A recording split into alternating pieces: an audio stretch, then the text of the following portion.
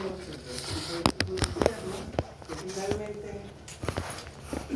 se lo visualiza él. Y que aquí, ¿no? Entonces, aquí tenemos la eliminación del neurotransmisor y la unión de receptores. Ese es el mecanismo de la exocitosis, donde vemos, bien, aquí están todas las proteínas, SNARE, el SNARE solamente son las iniciales de este grupo, y como vamos ubicándolas, ven, esta es las vesículas,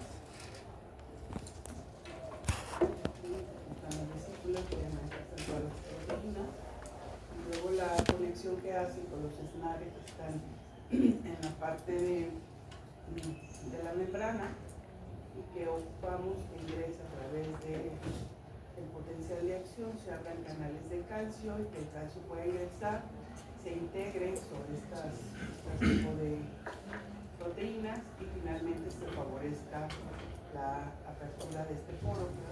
Se hace la fusión de la vesícula con la membrana celular. Entonces aquí, a partir de aquí, pues va a salir el neurotransmisor y luego viene otra vez el cierre,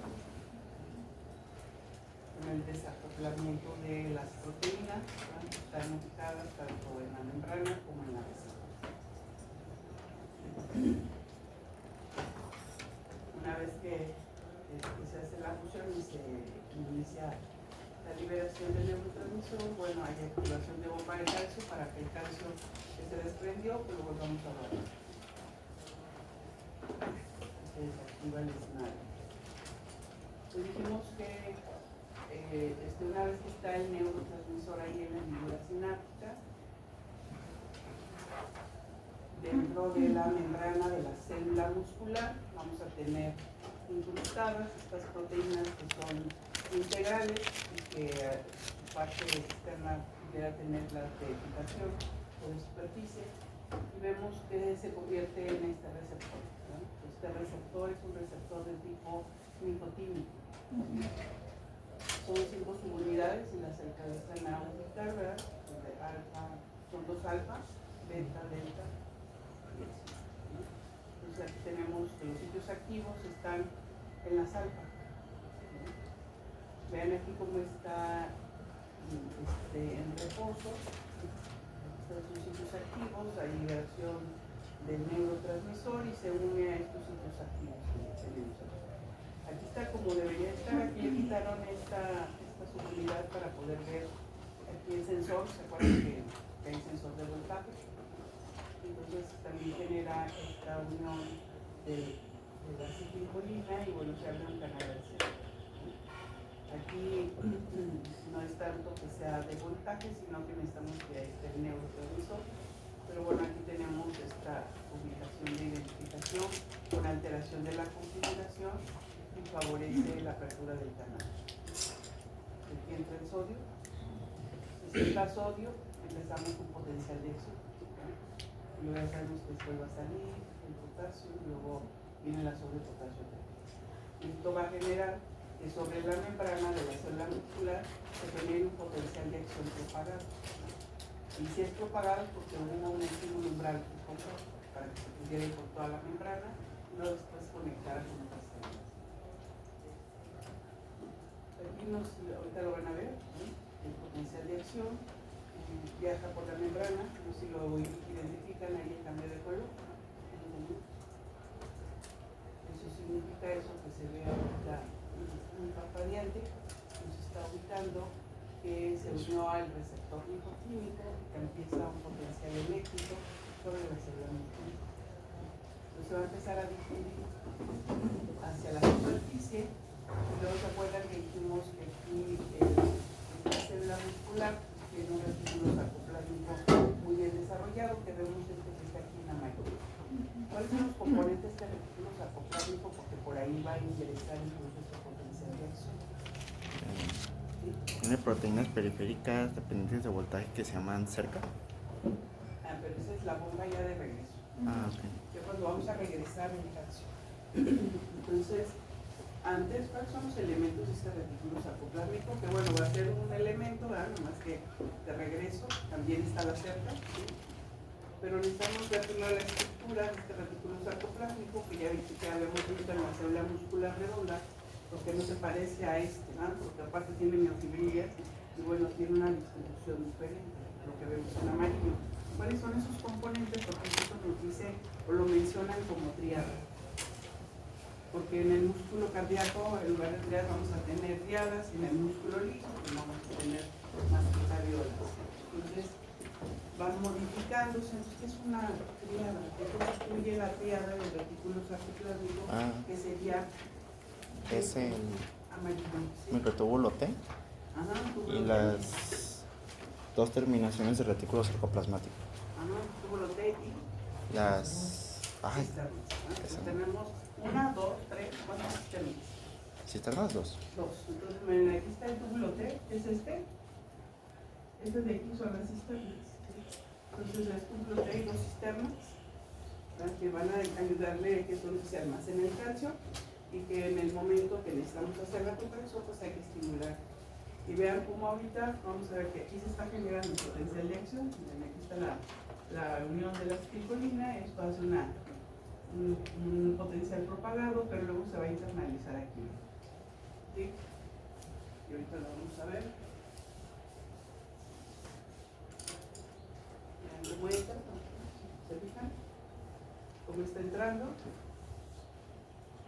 Estimula la cisterna, porque hay un retículo sarcoplásmico, vamos a tener ahí unos receptores. ¿Cuáles serían esos receptores que están ahí? Porque necesitamos que haya liberación de calcio, porque si no hay calcio no hay contracción. Entonces, ¿qué tipo de receptores hay ahí? ¿Y qué otro? Incluso lo tenemos que mencionar juntos. Rianodina. Hidropiridina, rianodina. Ahorita me dicen cómo funciona, porque esto va a generar que venga aquí el potencial y se pueda liberar el calcio. Liberación de acetilcolina aquí. Ahí el potencial de acción, ven cómo desciende por el túbulo T. Y de las cisternas, punto de liberación de calcio. ¿Sí? Porque lo primero que necesitamos es que haya calcio y luego lo mandamos ahí donde están las miofibrillas, ¿no? Porque ocupamos que el calcio esté ahí en el citosol para que entonces pueda tener unión, ¿no?, a las miofibrillas.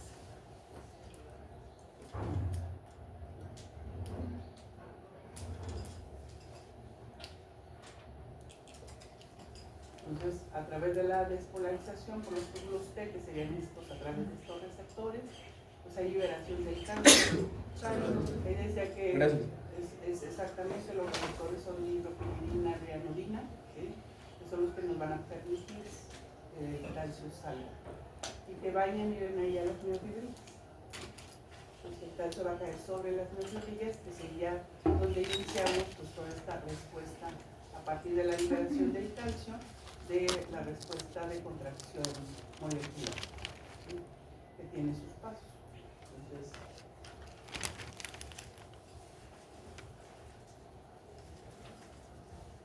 ahí está sobre las miofibrillas cayendo el calcio. Ahí está la quina. La quina es esta. Ahí está el calcio. Está la quina y esta es la miosina. Estamos ahí presentes. Justo aquí, esta es una imagen de bolo, esta es una imagen entonces vemos aquí cómo aquí se internalizó, ¿verdad? Aquí se internalizó sobre el túbulo T. Y vemos que aquí hay un receptor, que es de hidropiridina, ¿sí?, que como ya viene con el potencial, entonces este es un receptor que obedece a un potencial de acción, ¿sí?, entonces es dependiente del voltaje, ¿sí?, y este genera que le pase una estimulación a este receptor que sería de rianodina, ¿sí? Por eso, para que funcione, pues necesitamos mencionar tanto hidropiridina como rianodina, porque estimula la cisterna y entonces pueda liberar calcio al citosol. ¿Sí? Aquí también tenemos los receptores, igual en esta imagen, para la liberación del calcio.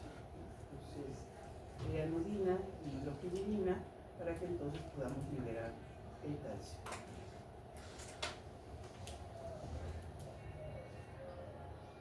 Entonces, ¿cuáles serían los pasos para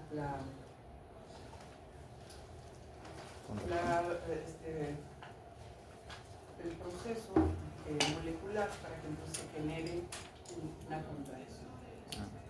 ¿Sí? Se puede decir que son 6. Uno donde ya están, es un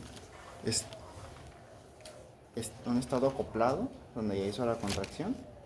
No, pero ¿cómo vamos a provocarlo? Ah. Ya tengo el calcio.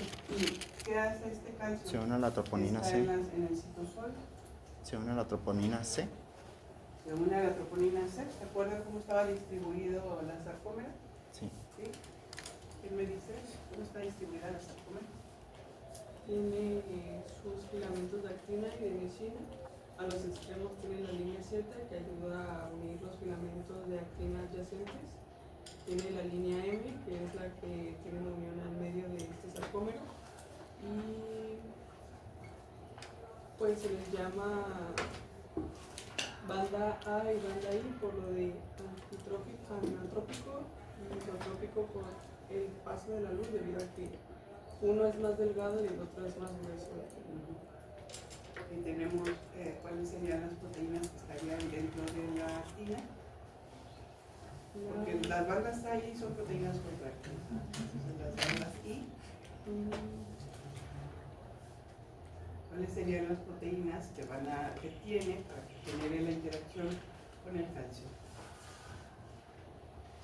A la tropomiosina. Está la tropomiosina, ¿esa qué hace?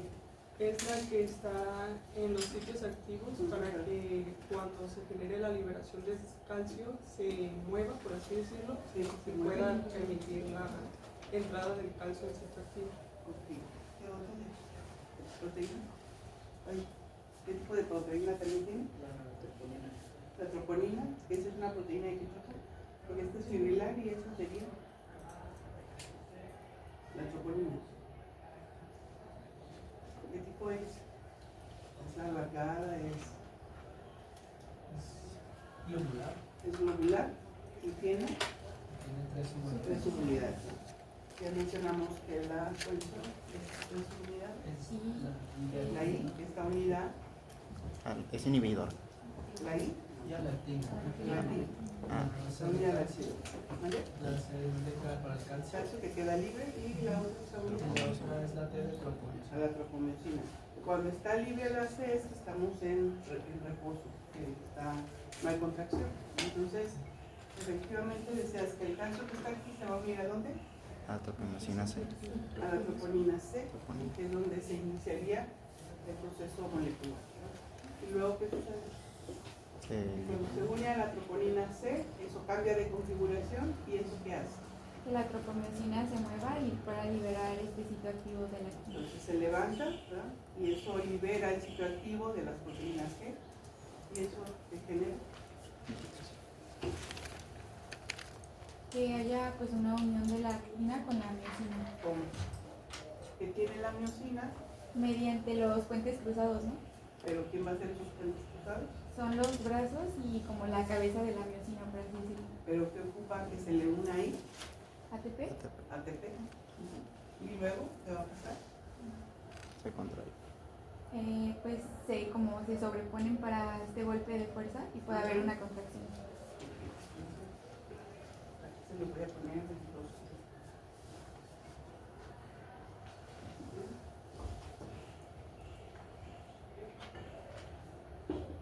¿Se fijaron? Se unió a la subunidad C y se quedaron la tropomiosina se levanta. Mediante el calcio, alteración de configuración, deja los sitios activos libres. En ese momento, vean lo que pasa en la miosina, que dijimos que tiene dos cabezas, ¿verdad? donde tiene un sitio activo para el ATP y un sitio activo para la actina.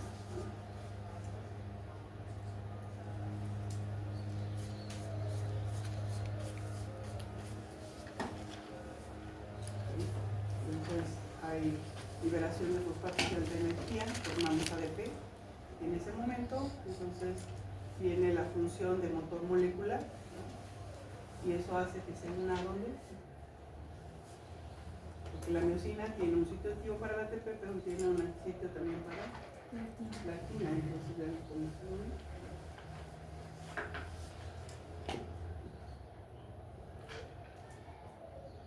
Y miren eso que hace. Contracción. Y se ubican ahí, dice Z. ¿No? Z. Ya, ¿qué es? Z.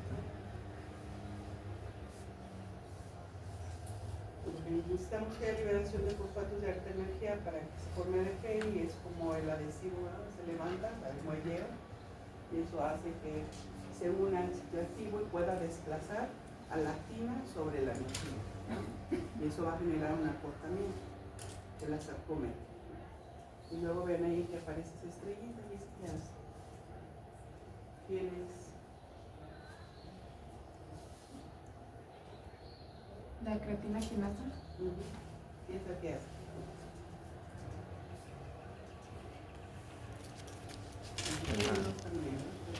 Fosforila. Fosforila. Fosforila, ¿no? Volvemos a formar. ADP. Y luego, incluso para la unión, para regresarla, ocupamos que se active a formar ADP. De inicio y de regreso. Entonces, incluso la rigidez postmortem, cuando ya no funciona, mucho es por esas uniones que se quedaron unidas de la miosina con la actina. Entonces, Porque ya no hay ATP, ¿verdad? ya no hay ATP, ya no hay forma de regresarlas, ¿no?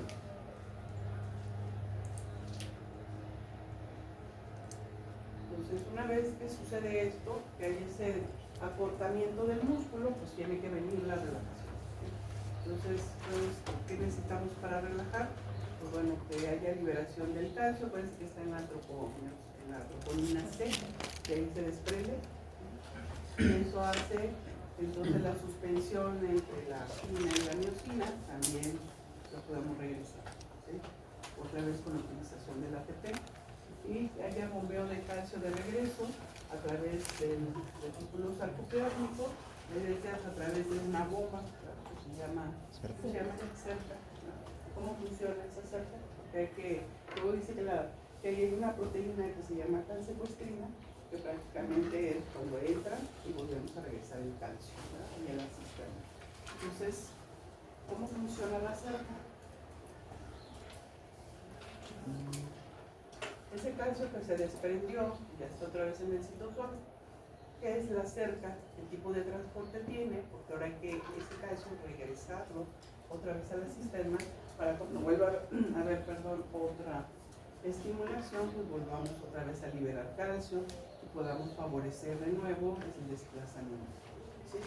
Pues- Como ya hay mucho calcio dentro del retículo sarcoplásmico, el calcio que está fuera ahí no puede entrar.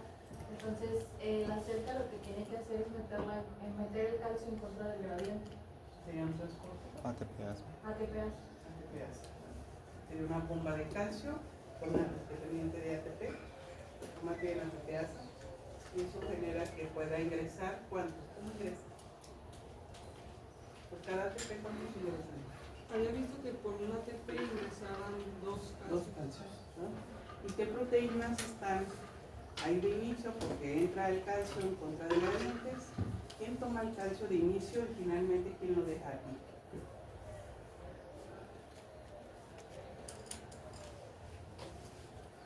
¿Cuántas proteínas hay ahí adentro? Porque una lo toma y luego se lo pasa y se lo deja. Aquí una Es la secuestrina y la caticulina. ¿Para qué le sirve esa columelina? Está, ¿no? Entonces yo pensé que es un quelante. ¿Qué es un quelante? Miren, aquí está, este es el túbulo T, es de la cisterna, Aquí tenemos la dinopilidina, adrenalina, pero acá está la cerca. Entonces, esto lo libera, aquí está la cerca, se activa el ATP, ingresan los calcios por ATP, aquí está la columilina. Dice que es un quelante del calcio, que es la función de quelante. Lo adhiere, ¿verdad? Lo toma, es esa columilina y lo lleva, ¿no? Lo transporta, transfiere el calcio captado hacia la cisterna y bueno, ahí podemos aumentar. Esto lo lleva o a la calcipostrina o también estas, ¿no? Pero aquí se almacena más en la calcipostrina que en el HRC. Entonces ahí vuelve a acomodar el calcio para la siguiente, pues tener suficiente calcio y poder iniciar otra vez la contracción. Necesita otra proteína quelante de calcio, rica en histidina, que es la HRC. Entonces, este es de baja afinidad, menos abundante que la calcipostrina y se une a la triada, ¿no? Aumentando el taponamiento del calcio, o sea, el almacenamiento. Se queda ahí, pero casi todo se va hacia la calcipostrina. Y bueno, eso sería hasta ahí la respuesta molecular para favorecer la contracción. No sé si tienen alguna duda o pregunta. Digo, todos estos mecanismos deben estar así como muy claros porque ahí es donde van a interactuar. Ya cuando estén en farmacia se va a ampliar todavía más, porque acuérdense que están en isoforma, pero sí deben llevar como en mente todas estas receptores que luego los van a tener clasificaciones de ellos. Bien, entonces, ¿cómo respondemos?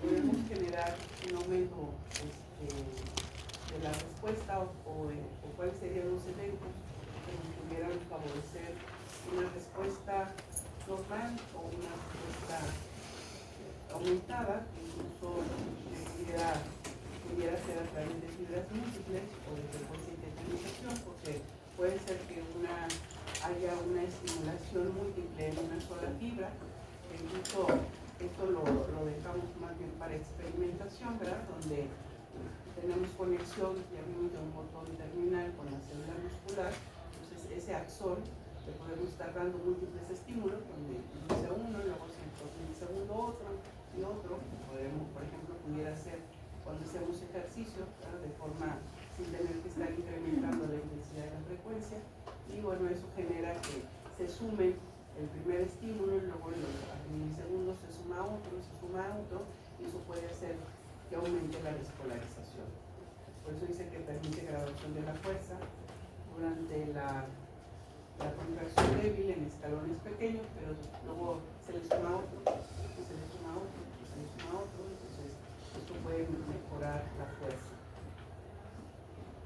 Por eso dice que mientras los escalones se hacen cada vez mayores, cuando son necesarias grandes cantidades de fuerza en la parte espacial. Entonces, esa es una forma de sumar y de aumentar la intensidad de la frecuencia, que es más graduada y que es mucho mejor. Porque luego viene la de frecuencia y tetanización, donde aquí puede ser que para generar una respuesta, pues entonces tenga que ser estimulada a través de aumento, ¿no? de la intensidad y la frecuencia, y del disparo, favoreciendo progresivamente un aumento temporal de la estimulación. Entonces, generando incluso una tetanización, que sería una contracción sostenida. Entonces, va a mostrar una imagen, ¿verdad? de cómo la van a ver esta tetanización. Y bueno, vean esta parte tan pequeña, que sería la sarcómera, y vean que es responsable de poder hacer este tipo de movimientos. También me encontré este hombre araña para que nos modele todos los tipos de movimientos, ¿no? Porque acuérdense que el músculo está pegado a hueso, entonces dar sus movimientos, ¿no? Cuando no se mueve, pues hay que pensar qué le está pasando, ¿no? Entonces, si hay una desconexión, o sea, que es un problema óseo, es un problema muscular, bueno, y ya van enfocando. Entonces, movimientos de brazos, piernas, del tronco, ¿no? Todo lo hace o lo moviliza, pues esta unidad tan pequeña que sería la sarcómera. Entonces, a bailar. Pero esta es una sarcómera que está relajada y esta es una sarcómera contraída. Entonces, miren aquí el movimiento, vemos que la zona H desaparece, ¿se acuerdan de esa zona H? ¿Sí? Entonces desaparece cuando hay deslizamiento de la actina sobre la miosina, ¿sí? Y hace un acortamiento. Pues con base también a esto tenemos dos tipos de contracción. ¿Cuáles son los dos tipos de contracción? Isométrica y isosacral. ¿Qué características tiene el bloque? La isométrica es con decremento de la como longitud. Decremento. Ajá. Decremento de longitud, la isotónica. Se aproximan como los extremos del músculo. Entonces aquí está, incluso cuando van al gimnasio les dicen, este es un ejercicio isométrico, un ejercicio isotónico, ¿no? Porque el isotónico requiere de mayor fuerza y eso hace un acortamiento. Hace un acortamiento del músculo que lo vemos visible, y la isométrica no es un decremento apreciable de la longitud, pero no alcanzamos a identificar ese acortamiento importante del músculo, porque este más obedece al trabajo de fuerza. ¿Sí? Pues aquí nos da con muscular. Entonces, quien no quiere generar un crecimiento tan importante, pues utiliza más ejercicios isométricos y dándole tono muscular. Quieren crecer músculo, pues entonces por eso ahí están con las visitas, luego les van aumentando la resistencia, ¿verdad? Y eso genera pues, que haya cada vez más crecimiento. Por eso podemos ubicar que bueno, la modulación de la fuerza tiene tres etapas, ¿no? Para poder generar estos tipos de contracción. Pues, bueno, iniciamos uno que es el fenómeno de la escalera, y quiero que el fenómeno de la escalera o fenómeno de trepeo. ¿Qué dice este fenómeno? ¿Por qué? Tengo entendido que era también parte de esto de la tendinización, que incluso cada contracción se va haciendo más fuerte de la otra, porque por el mismo potencial de acción que ya llega cuando está contraído, entonces sigue siendo más y más la fuerza hasta que llegue a ese punto de contracción sostenida. ¿Y qué sería de diferente del fenómeno de trepeo y de la sumación?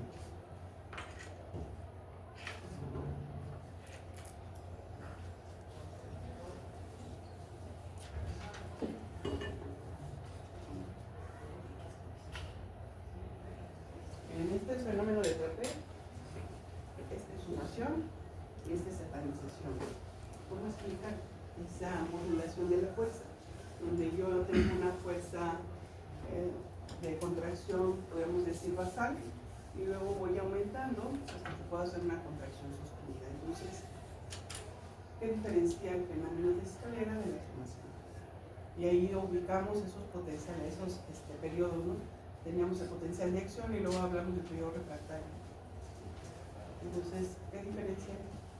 Porque sí tiene razón, es una sumación, por eso es fenómeno de trepeo o escalera, ¿sí? Pero ese es el primer movimiento, ¿sí? Incluso nos dice que son estos movimientos que tenemos más bien que se generan en la sumación del primer estímulo, ¿sí? Y que luego hacemos una respuesta ya sostenida y a partir de ahí ya iniciamos sumación si es que incrementamos mayor intensidad de frecuencia, ¿sí? Entonces el fenómeno de escalera, nosotros ahorita vimos que se estimula una sola sarcómera, ¿no? Pero la verdad es que cada vez ante el primer estímulo se van sumando una y luego hace una retroalimentación positiva de seguir sumando estimulación de las sarcómeras. ¿Cuántos estímulos necesitamos para que nosotros veamos un movimiento objetivo?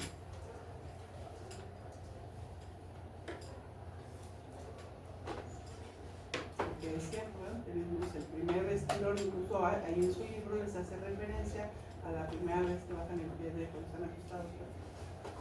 Cuesta más trabajo el primer paso que el segundo y el tercero, ¿sí? ¿Por qué? Porque de inicio pues no es que el 100% de todas las sarcómeras se estimulen. Entonces estamos haciendo el primer estímulo, porque acuérdense que estamos haciendo suma, tenemos que positivizar, ¿verdad? ese 30 milivolts para empezar a generar niveles de disparo sobre esta, en este caso, pues en la unión neuromuscular, ¿verdad? Entonces esto genera que tengamos que el primero nos cuesta más trabajo, pero luego eso estimula otro grupo de sarcómeras y esto otro grupo de sarcómeras, de tal forma que hacemos un movimiento estándar, regulado, pero y a partir de ahí se generan todos estos potenciales que generamos despolarización y repolarización sobre la condición de regresar otra vez al potencial de membrana. ¿Sí? Y vean la sumación. Ahí que le ven.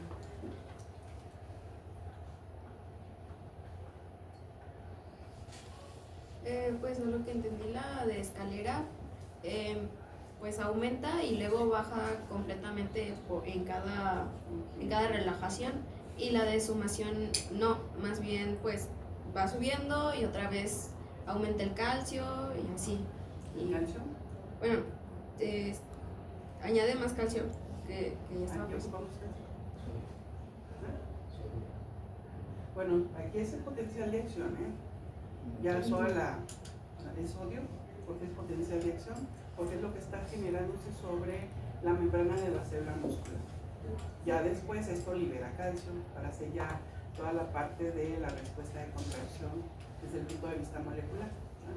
Pero este es potencial de acción que se generó en los receptores nicotínicos, ¿sí? Por eso sí es el sodio, ¿no? Entonces, y se va aumentando la potencia de contracción, ¿verdad? En la sumación. Pero es por dado en qué momento, vean ahí. Porque aquí, como dice, ¿no? Hay una despolarización, una repolarización, llegando al potencial de membrana.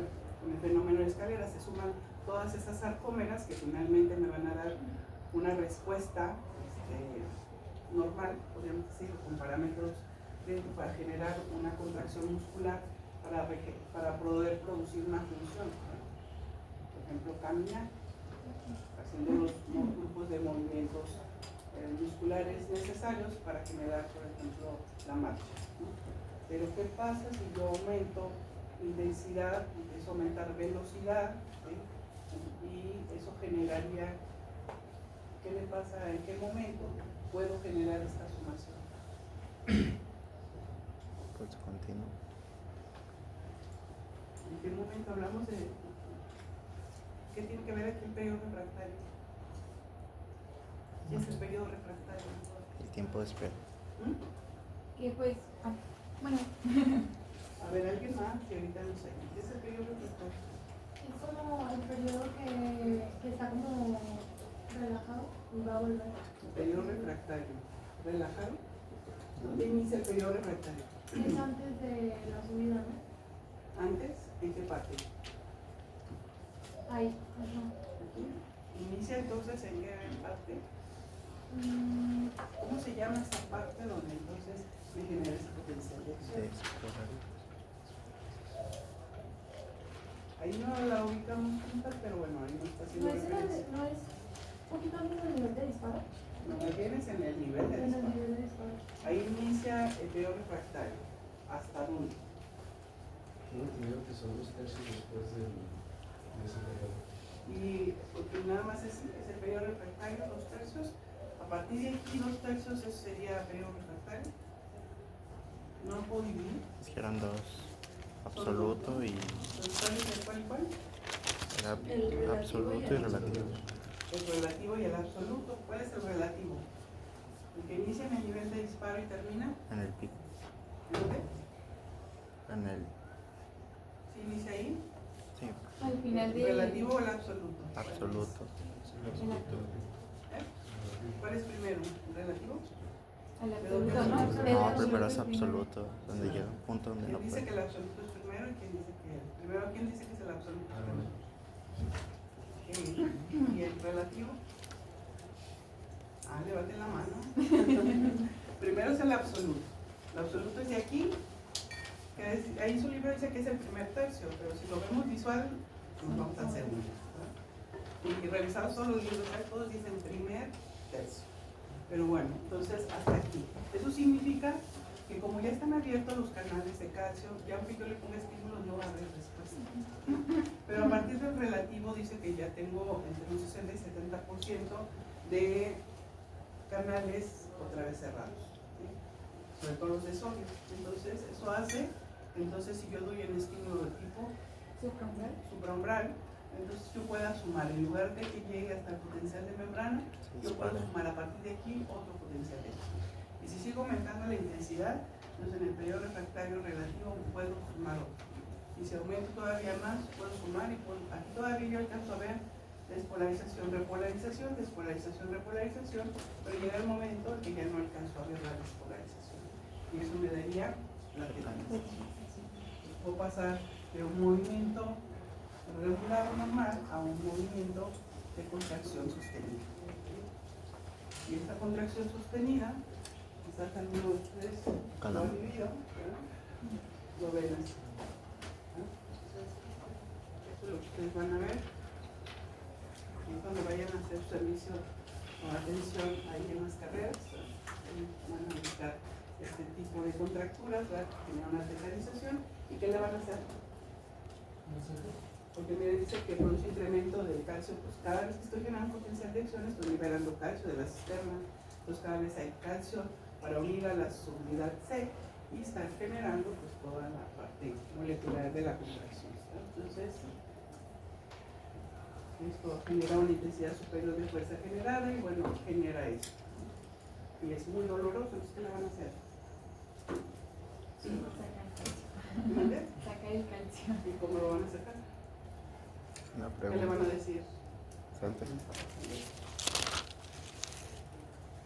De hecho no va a poder ni correr, porque no sé si les ha pasado esto. No les permite ya moverse, ¿no? Entonces hay que poner en reposo. Y si podemos dar algo de masaje. El objetivo es quitar esas uniones que está de la actina con la miosina y eso liberar el calcio para poder llevar a relajar. Pero hay que quitar el estímulo, ¿no? Entonces quitamos el estímulo y permitimos que se empiece a relajar el músculo. Hay que hidratar muy bien, ¿no? Porque a veces también genera contracturas. Generalmente se estira el músculo, ¿no? ¿Por qué el estirar el músculo ayuda? Bueno, porque estás quitando esa parte, estás desacople de la actina con la miosina. O sea, empiezas a dar ahí un masaje y estirándole el músculo porque está contraído, no está haciendo lo contrario, ¿no? Entonces sí funciona, ¿verdad? Dándole, sobre todo el reposo. Hay que quitar el estímulo, ya no vas a poder correr. Entonces, hay que ponernos en reposo, hay que dejar que suceda ese desacople, que lo podemos hacer que sea más rápido, generando el masaje o estirando el músculo, ¿no? Maestra, en la miastenia gravis es cuando no se despolariza la célula, ¿verdad? Porque hay tapones de proteínas, ¿no? Que van a ver, porque algunos son de evento inmunológico. Entonces ahí los receptores nicotínicos están ahí, no permiten que la acetilcolina entre, está como los que ponen en los apagadores, ¿ah? Cuando no quieren que los niños metan los dedos, le ponen más o menos así, está un tapón en ese receptor, pero la acetilcolina no puede llegar a unirse, no va a producir la contracción. Entonces, sí queda claro esto. En el periodo de sumación, ¿se queda estable en un punto o se sigue aumentando? No puede ir aumentando, que incluso esto lo podemos modular sin tener que llegar a la tetanización cuando hacemos ejercicios, por ejemplo, que son de alto rendimiento. Por eso en la medida que van haciendo más ejercicio, pueden hacer que esta sumación no llegue a la tetanización. Por eso pueden correr más, ¿sí? Porque estamos generando, favoreciendo pues que se produzcan este tipo de respuestas en mayor tiempo y no generar una contracción. O sea, hay que hacer hace que las células respondan mejor y de forma más organizada. Entonces, no sé si hasta aquí hay alguna duda.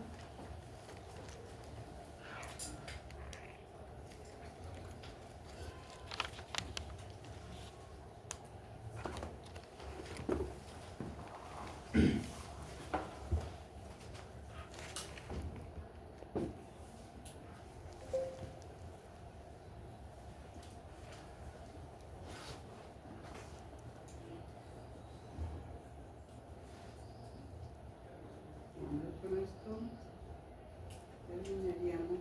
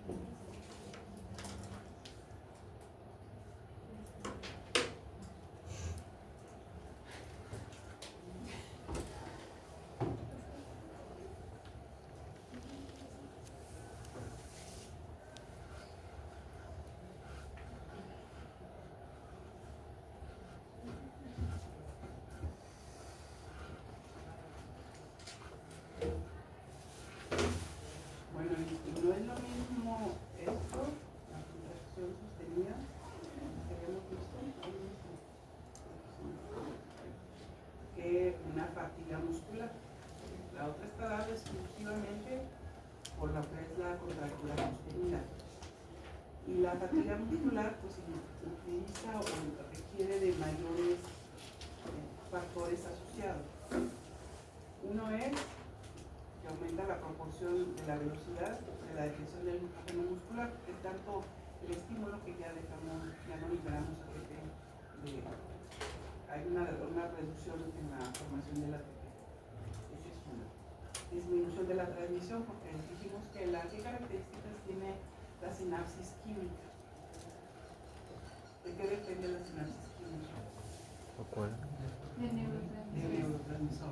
Y si se le acaban las reservas, porque estamos estimulando tanto la liberación de la acetilcolina, llega un momento que lo que teníamos formado y almacenado se elimina, ya no tiene la neurona para liberar por exocitosis y no vamos a tener ya acetilcolina que se una a los nicotínicos. Entonces eso genera, entonces ya no solo nos puede contraer y eso limita pues o produce la fatiga.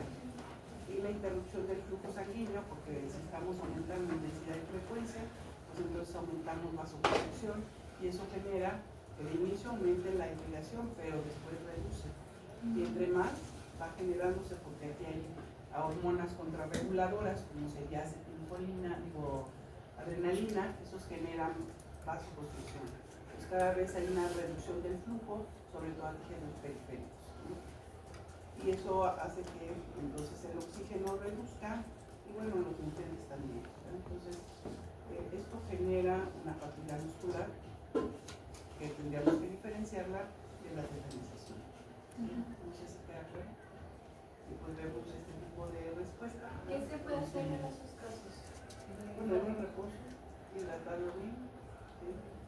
Y esperar a que se reduzca. Al momento que quitas el estímulo, ya no se liberas adrenalina como hormona contrarreguladora, entonces eso empieza la acetilcolina a liberarse, que vamos a ver en el sistema nervioso autónomo, y eso hace que los niveles corporales se reduzcan. Entonces darle tiempo a que con la respiración volvamos a ingresar cantidad suficiente de oxígeno o incluso ayudarles con los niveles de oxígeno, eso es muy importante, y esperar a que se vuelva a formar. Doctora, bueno, eso ya es un poco más extremo, pero incluso tiene que ver como cuando están las personas en el gimnasio que los entrenadores les dicen como, no, después de tantos ejercicios descansa el músculo entre 1 a 2 minutos. Incluso desde que hagan extensión.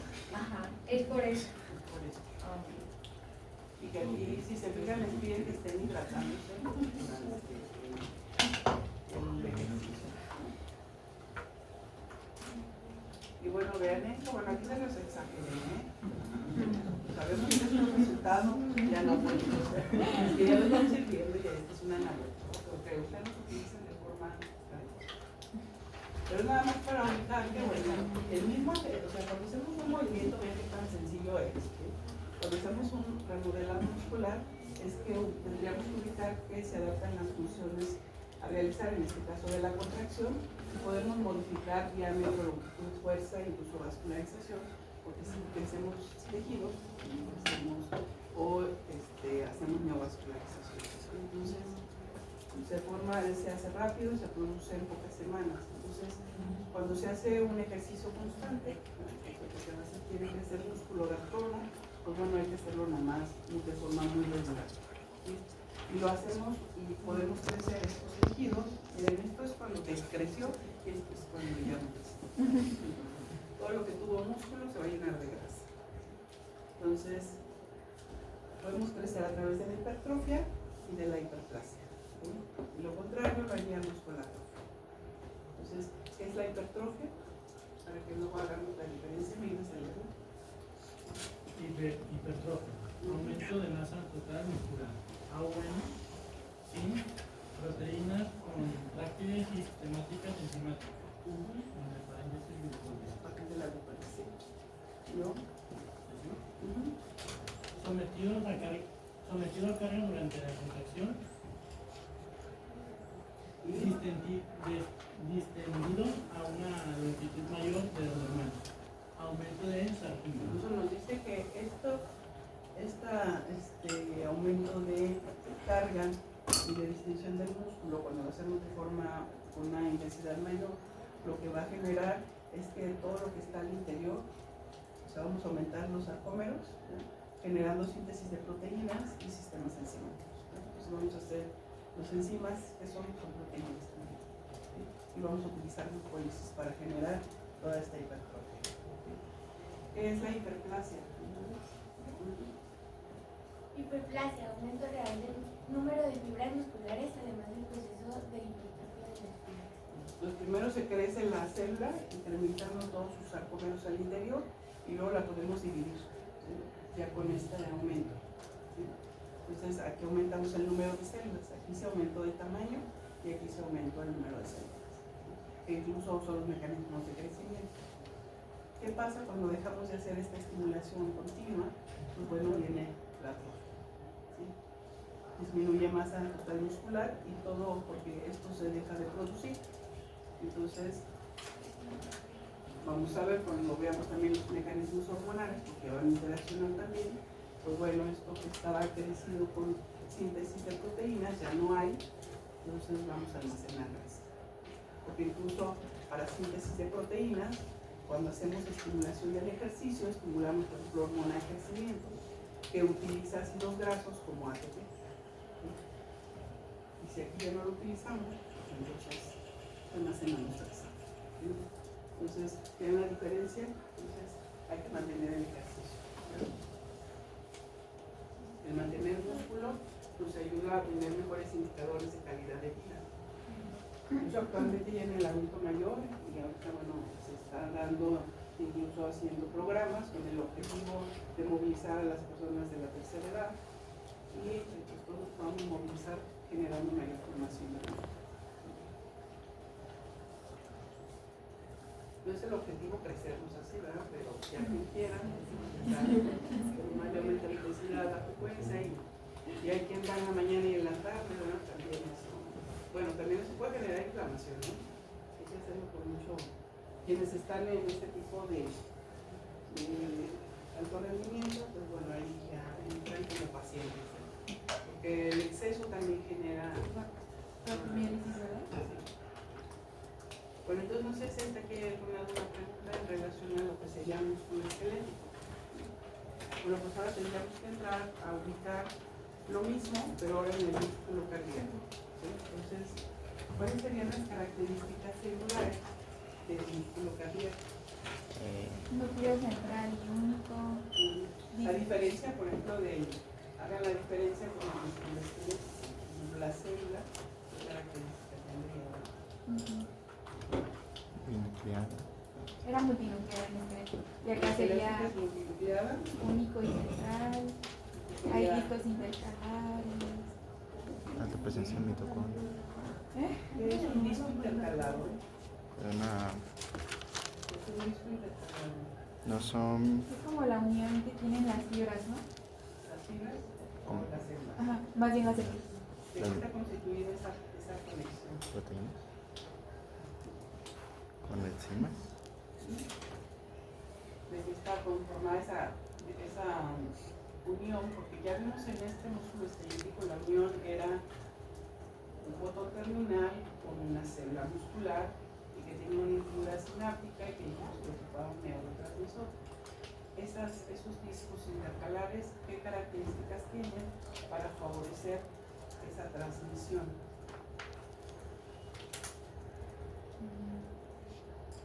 No son GAP. ¿Vale? Son GAP.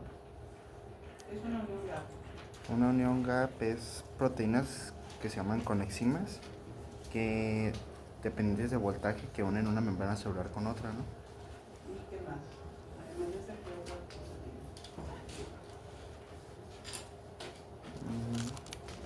Esas uniones. ¿Te permiten el paso de iones? Porque también, por ejemplo, tiene la sinapsis química, que es el neurotransmisor, se une un receptor y permite el intercambio. Es igual acá en el disco intercalado. ¿Qué se genera por esa unión que hace diferente de la sinapsis? Transmite ayuda a la transmisión de impulsos eléctricos de potencial de acción.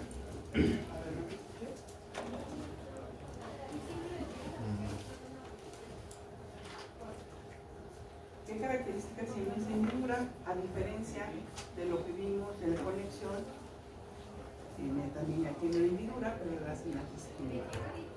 Sinapsis química vemos que tiene que ver excitosis, liberación de un neurotransmisor. No necesita. El neurotransmisor se une al receptor y eso genera que haya un potencial de acción al interior de la célula muscular. El GAP no necesita un químico. Y esta hendidura de disco intercalar tiene uniones GAP, ¿sí? Este es un tipo de unión, porque tiene que conectar ahí célula con célula. ¿Y qué más? ¿Qué otra característica tiene esa unión? Que la hace diferente a la sinapsis química.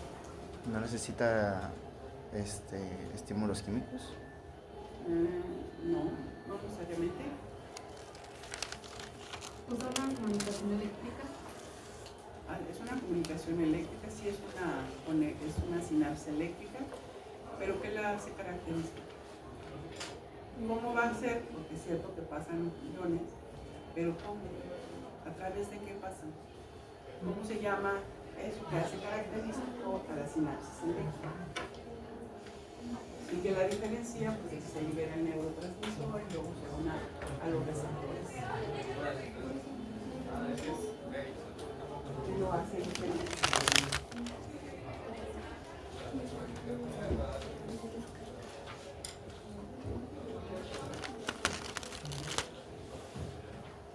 Pues las células de Purkinje. No, es el sistema de conducción, que ahorita no lo vamos a ver, vamos a enfocarnos porque el corazón tiene dos tipos de conducción. Una que es eléctrica meramente para estimulación y la otra es de contracción. Entonces ahorita nos vamos a enfocar a esa conexión que tiene, porque el sistema de conducción estimula a las células especializadas de contracción en el corazón, que finalmente es el estímulo eléctrico que necesita el corazón para poder latir. Pero ya veríamos ese sistema de conducción cuando veamos fisiología cardíaca, ya integrando también la de contracción, pero como ahorita estamos viendo contracción, tendríamos que ver las características de cada uno. Entonces, ¿en qué quedamos?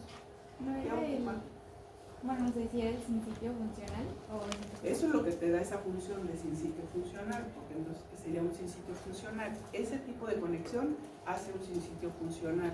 ¿Por qué? Por los desmosomas y la fascia atriz. Pero ¿qué es un sinsitio funcional? Ya traducido, ¿qué hace? Una contracción igual al mismo tiempo.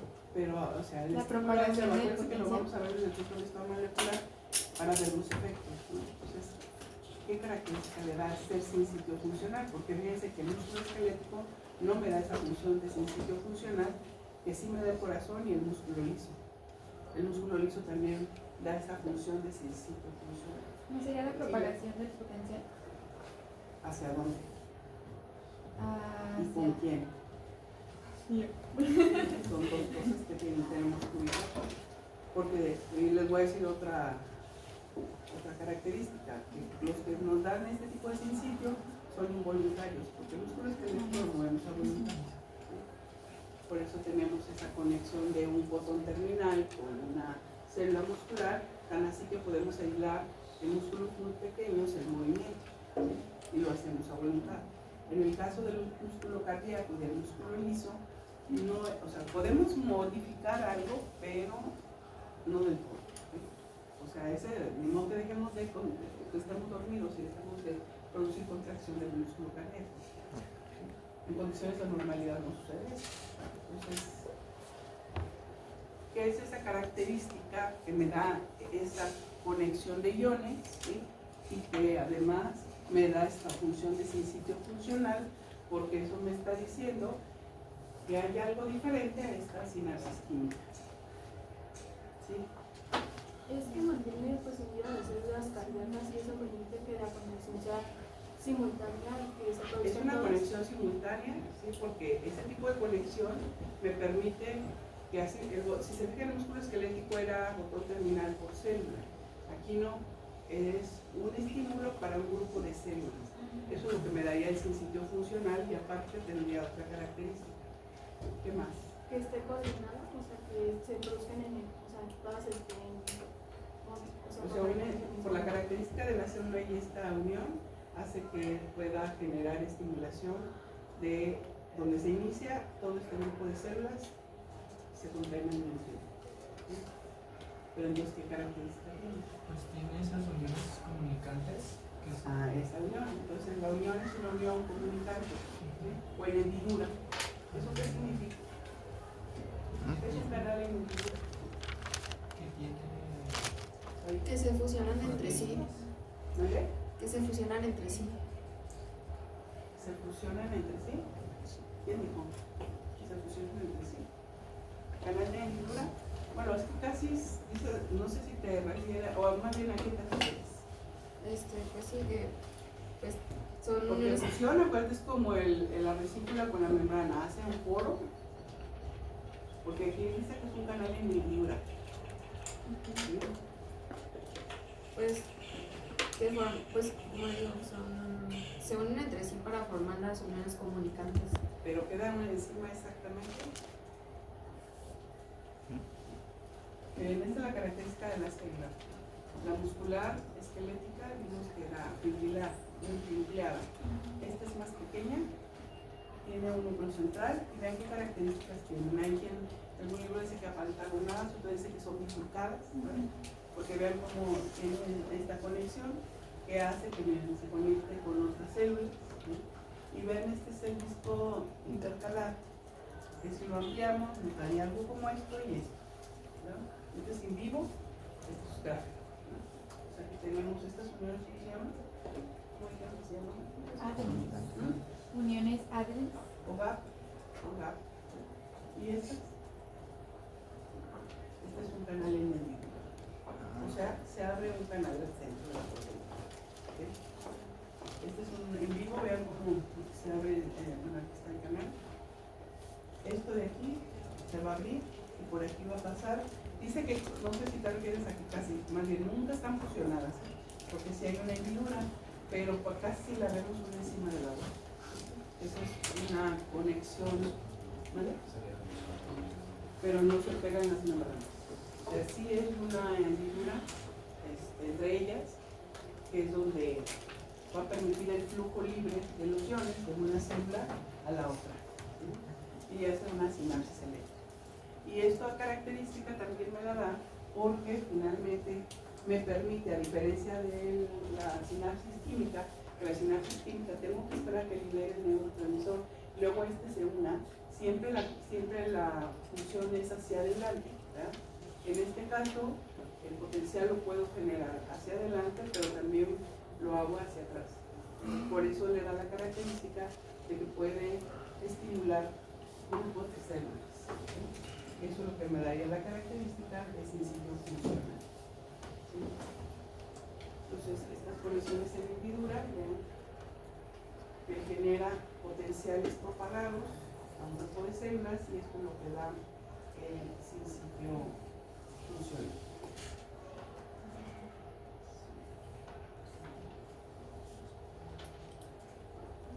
Mencionamos, aquí voy a mencionar nada más lo diferente, porque hay otras cosas que tiene en común con el músculo esquelético. Aquí de las proteínas, ¿qué tipo de proteína es? Es contráctil, reguladora, accesora. ¿Se acuerdan que mencionamos de la quitina en el músculo esquelético? Que ancla la miosina a la banda Z. ¿Vale? Ancla la miosina a la banda Z. ¿Nomás la miosina? No, que alineaba la actina y la miosina a los Se le sirve ahí como riega a las dos, le da soporte a las dos y hace que cada quien tenga su carril para que estas no se vayan a lastimar. Y aparte, le servía como para conectar la línea 7 y bien. Son sensores de distensión. Necesitamos tener un sensor de distensión que lo tiene el músculo esquelético, pero que aquí es más importante, bueno, tiene mayor importancia porque nos regula que el corazón no se vaya a explotar, ¿sí? Entonces, está mucho más desarrollado esta función de sensor junto con la parte de función de sostén de ambas fibras, de las miofibrillas contráctiles. Gracias a ella, pues me nos da este soporte para que hagas que el corazón 24/7 tiene que estar contrayendo. Entonces contribuye a aumentar la fuerza con el estiramiento, y cuando hay atrofia de este tipo de proteínas se producen las tendinopatías que nos darían enfermedades graves.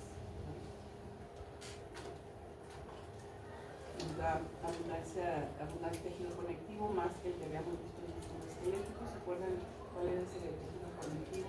Que veíamos que envolvía el músculo, luego los fascículos, y luego cada una de las células. Pero aquí aumenta un poco más porque hay que dar ese soporte, ¿verdad? Para evitar a la contracción del corazón que se vaya a romper. Eso le da más soporte. Se evita ruptura del músculo y evita sobreestiramiento del corazón. Por ejemplo, cuando aumenta volumen, con un retorno venoso intenso, al le llega más sangre, y aparte está generando una estimulación mayor con adrenalina, eso hace que se aumente la frecuencia cardíaca y se aumente la fuerza de contracción. Entonces, si no tuviéramos estas características más desarrolladas, pues entonces generaríamos a lo mejor alguna ruptura. Se va adaptando según la función. Pues no sé si queda claro, vean esta contractura que hace el corazón, ¿no? Que su función es expulsar la sangre, y la sangre pues lleva oxígeno a los tejidos periféricos. ¿Qué otra cosa es diferente desde el punto de vista estructural? Porque se acuerdan que les dije que había variabilidad por el tipo de función que el músculo se contrae todo el tiempo. ¿Cómo estará su retículo sarcoplasmático? Un poco desarrollado. Y también sería contradictorio, ¿no? Porque si está como un poco desarrollado, se supone que se contrae todo el tiempo. ¿Por qué dice que es poco desarrollado? Porque sí es cierto, el retículo sarcoplasmático es menos desarrollado que el retículo del músculo esquelético. Entonces, ¿cuáles son esas condiciones que le dan menos desarrollo y por qué? Porque en el músculo esquelético veíamos triadas, veíamos un túbulo T y dos cisternas al lado, ¿no? El objetivo es que llegue a la despolarización y libere grandes cantidades de calcio para que suceda la contracción. Aquí dice que es poco desarrollado. ¿Qué características tiene su retículo sarcoplasmático? Bueno, A ver. no es algo. Sí que no. A ver, primero lo que leímos, ¿sí? Que van a sobresalir los símbolos T. Van a sobresalir ¿a dónde? a nivel de la línea ¿Cómo le va a hacer Z. ahora una diada? Es una diada. ¿Por qué?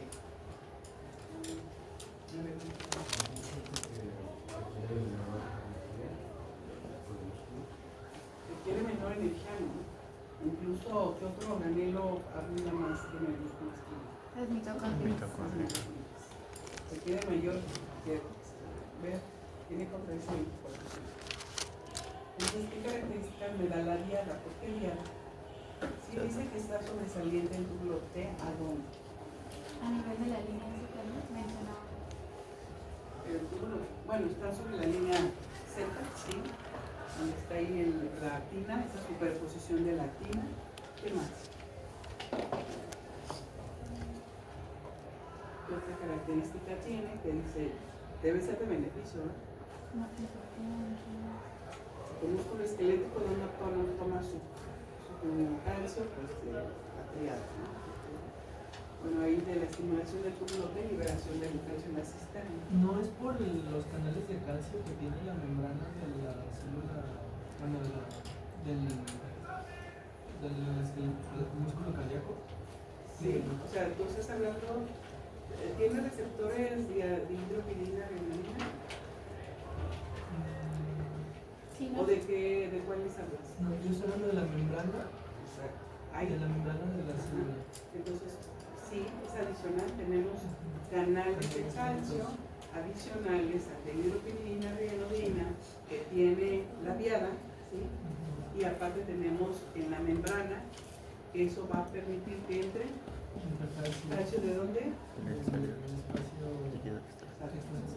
En el corazón necesitamos mayores cantidades de calcio, tanto que no nos podemos esperar a que llegue a la diada y se libere calcio. Entonces, desde que estamos despolarizando la membrana, empezamos a abrir canales dependientes de contagio y que permiten el ingreso del calcio. Entonces, eso me está diciendo que entonces tengo un flujo de calcio adicional del espacio extracelular. ¿Sí? Entonces, uno, ¿qué característica tiene entonces? ¿Por qué es diada? ¿Y qué característica tiene su túmulo T?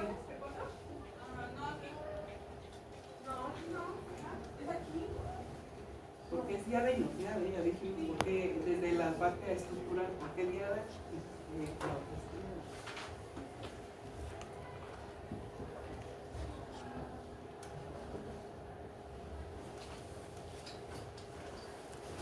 ¿Qué característica tiene la diada? Además, ¿qué es la diada? ¿Qué característica estructural tiene la diada?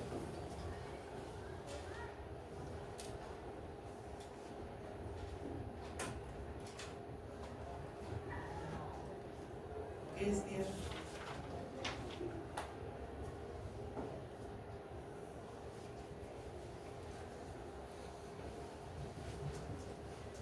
¿Qué elementos estructurales? Si las diadas son dos cisternas y un túbulo T, ¿qué elementos estructurales tiene la diada? Una cisterna y un túbulo. ¿Qué tiene la diada? El túbulo T y la ¿Dos o una? Una. Entonces un túbulo T y una cisterna. Y uno dice, bueno, pues faltaría la otra para liberar más. Una ya vimos que hay flujo adicional del espacio extracelular y la otra es que qué característica tiene el túbulo T en relación a la del músculo esquelético. Más grande. Sí, que su diámetro era 5 veces mayor, lo que hacía que su volumen fuera 25 veces mayor al del músculo estriado. Y eso generaría que no necesitamos la otra cisterna, ¿no? Eso pasaría, aparte de que está entrando un flujo extracelular de calcio, entonces estamos liberando esta cantidad de calcio de esas cisternas, ¿no? Entonces, ese sería algo adicional. El retículo sarcoplásmico tiene diada, son más grandes, localizados a nivel de la línea central y tienen grandes cantidades de mitocondrias, ¿no? Porque requiere de formación de mayor cantidad de ATP. Y bueno, aquí les menciono que tiene dos tipos de tejido, un tejido especializado en conducción y un tejido especializado en contracción, que en este momento vamos a ver qué es. Porque aquí tendríamos que ver el sistema de conducción, que tiene varios elementos y que se distribuye a nivel de todo el tejido muscular para favorecer la contracción. Es quien nos daría ese estímulo de autoexcitabilidad, que tendrá su característica, ese potencial de ser autoexcitado, que ya en su momento como veíamos cómo se da. Y el corazón no necesita que vayan y lo estimulen, un solito se estimula, ¿no? Generando un potencial eléctrico. Son células marcapasos. Entonces, ¿qué diferencia tengo del potencial de acción que mencionamos del nervio? Aquí llevamos, ¿qué vamos a dejar? Entonces, lo que empiezan a hagamos esta diferencia desde los elementos anatomo-funcionales, vamos a dejar aquí en el potencial de acción y vamos a ver el potencial de acción que vimos en el nervio y en el músculo esquelético, qué diferencias tienen también. Y todas las generalidades y moleculares del músculo esquelético. También del músculo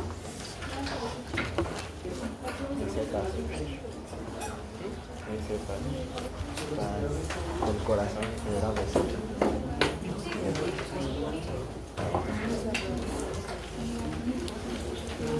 ahí me digas el corazón. Dicen que el corazón está bien difícil en